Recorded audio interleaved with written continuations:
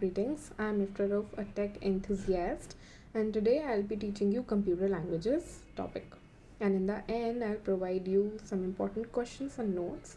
And after this video, you'll have a good grasp on machine languages, assembly languages, high level languages, compiler, interpreter, advantages, limitations, and differences between these three languages.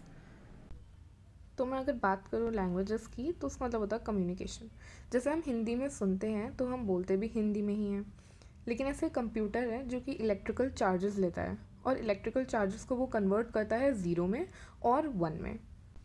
तो फिर इसका ये मतलब है कि zero और one ही computer को समझ में आते हैं। जैसे हमें सिर्फ हिंदी या इंग्लिश समझ में आती है, कंप्यूटर को सिर्फ ज़ीरो और वन समझ में आता है।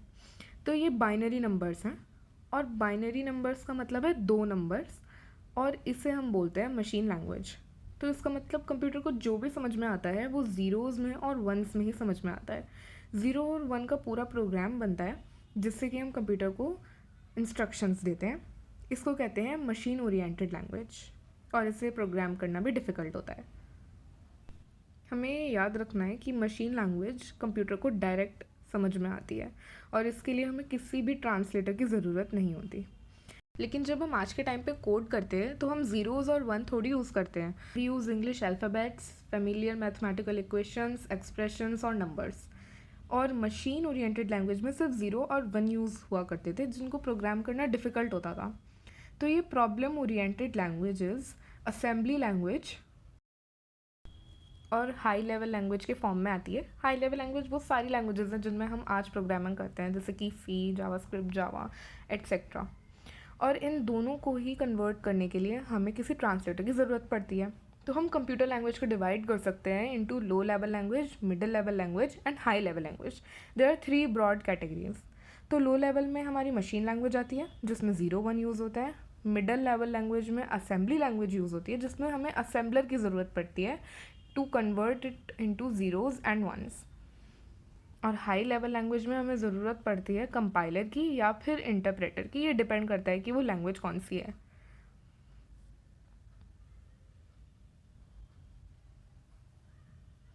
तो हम ये देखते हैं कि मशीन लैंग्वेज का फॉर्मेट ऑफ इंस्ट्रक्शन क्या होता है। जब हम इनपुट देते हैं तो एक फॉर्मेट में इनपुट देते हैं। इसका ये मतलब है कि जब कंप्यूटर एक्सेप्ट करता है इंस्ट्रक्शन तो वो इंस्ट्रक्शन को दो पार्ट्स में लेता है, जिसमें से पहला वाला पार्ट मांगता है कि वो फंक्शन क्या परफॉर्म करना है और सेकंड वाला कि उस फंक्शन को कौन सी मेमोरी एलोकेट करनी है। अब जैसे कि ऐड, सब्ट्रैक्ट, ये वो फंक्शन है, और सेकंड वाले ब्लॉक में जब हम उसको लोकेशन देंगे यानी कि ऑपरेंड, तो वो उसे वहाँ पे स्टोर कर देगा हमारी मेमोरी में, मेन मेमोरी में। इस पूरे को इंस्ट्रक्शन कोड कहते हैं। Now let us move on to assembly languages, that is middle level language.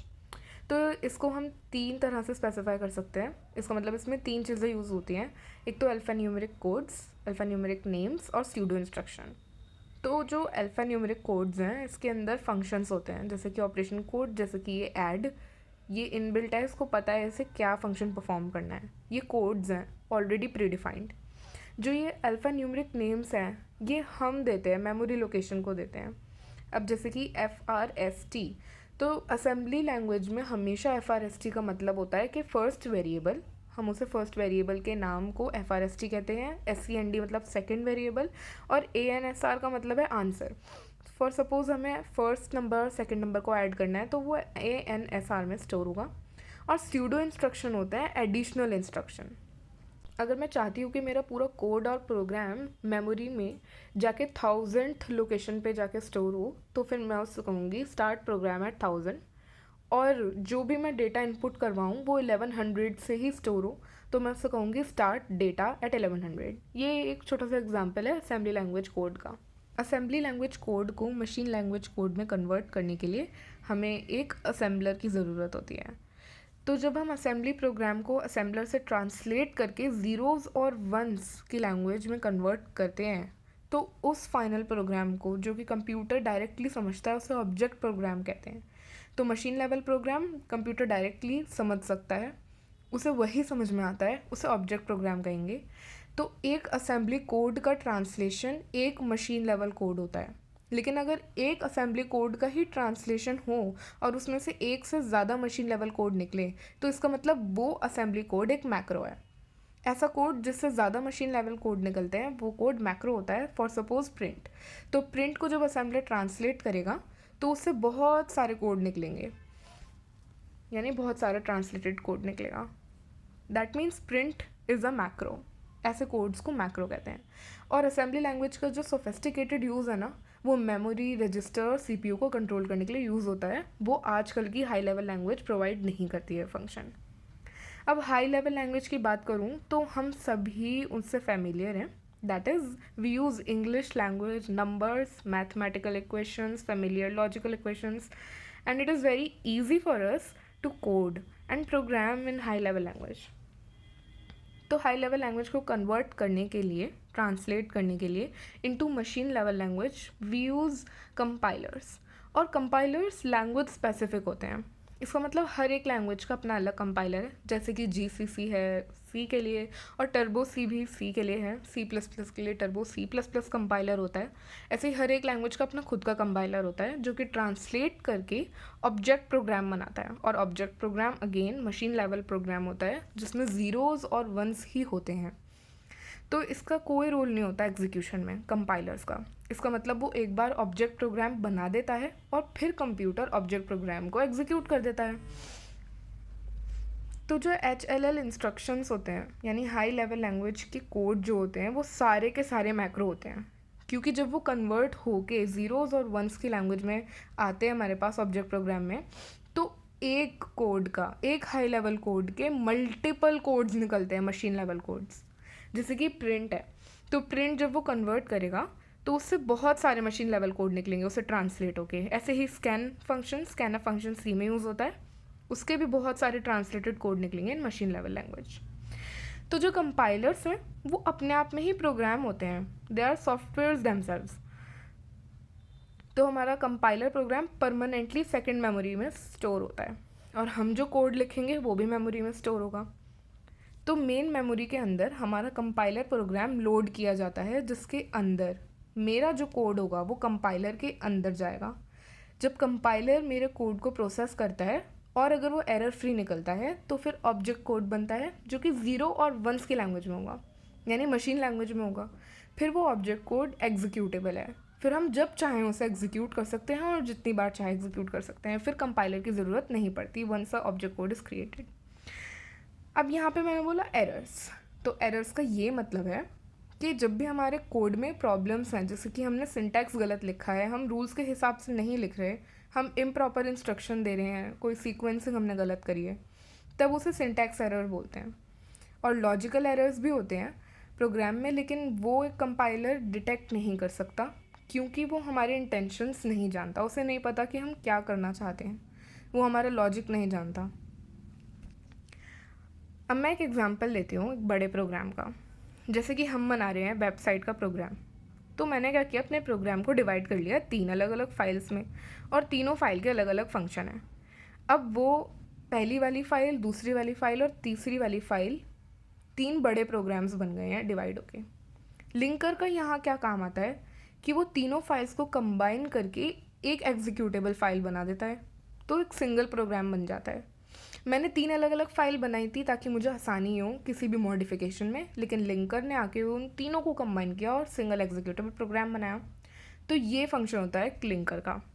और अब हम देखते हैं कि इंटरप्रेटर क्या होता है। सो इंटरप्रेटर भी हाई लेवल लैंग्वेज को मशीन लेवल कोड में बदल देगा, यानी ज़ीरोज़ और वंस में। लेकिन ये काम तो कंपाइलर भी कर रहा था ना। इसके अंदर ये डिफरेंस है कि ये सिर्फ ट्रांसलेट नहीं, एग्जीक्यूट भी करता है, और वो भी एक स्टेटमेंट एक बार में। लेकिन जो कंपाइलर होता है प्रोग्राम, वो एक बार में ट्रांसलेट कर देता है, अगर एरर फ्री होता है तो ऑब्जेक्ट प्रोग्राम बना देता है। तो एक HLL स्टेटमेंट को कन्वर्ट करके पहले उसका ट्रांसलेशन होता है, फिर उसका एग्जीक्यूशन होता है, और अगर वो एरर फ्री है तो उसका हमें आउटपुट दिखा देता है। अगर एरर होता है तो वो हमारा एरर डिटेक्ट कर लेता है।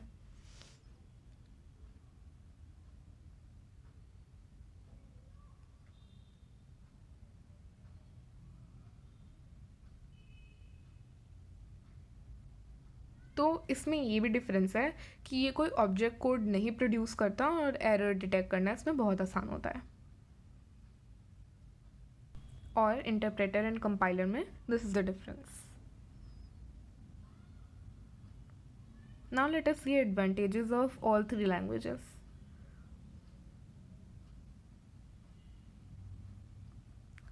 सो because it does not need any translator, तो ज़ीरोज़ और वंस की लैंग्वेज में अगर हम एक प्रोग्राम फीड करते हैं कंप्यूटर को, so it can easily give us results, तो इसलिए इसकी स्पीड बहुत ज़्यादा होती है।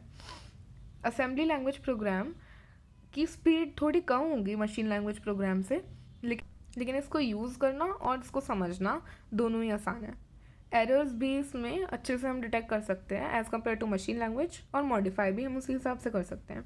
लेकिन हाई लेवल लैंग्वेज तो ईजीएस्ट है, इसको मेंटेन करना भी सबसे आसान है, समझना लिखना इसमें प्रोग्राम और इसमें एरर्स डिटेक्ट करके मॉडिफिकेशन करना भी सबसे आसान होता है।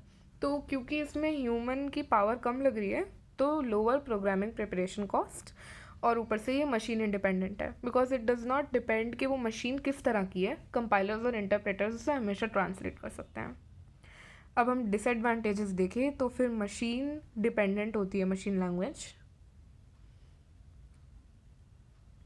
और ये बहुत ज़्यादा एरर प्रोन है क्योंकि ज़ीरोज़ और वंस को हम एक बार में ही देख के ये नहीं बता सकते कि व्हाट इज़ द एरर, तो हम उसे डिटेक्ट भी नहीं कर सकते। So it is difficult to learn, difficult to program, use, modify and to detect errors. वहीं पे असेंबली लैंग्वेज जो है वो भी मशीन डिपेंडेंट होती है, तो फिर इसमें चांसेस ऑफ एरर्स कम होते हैं, but still there are chances of errors, और इसके लिए हमें हार्डवेयर नॉलेज तो पता ही होनी चाहिए, साथ में हमें मशीन लैंग्वेज की भी नॉलेज होनी चाहिए।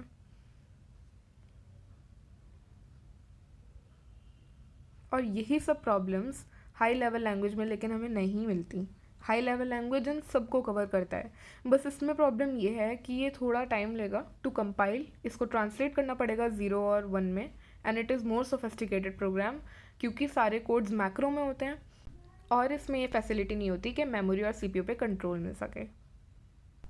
ये कुछ इंपॉर्टेंट और बहुत कॉमन क्वेश्चंस हैं, you will be able to solve all of these. Thank you guys, bye, have a nice day.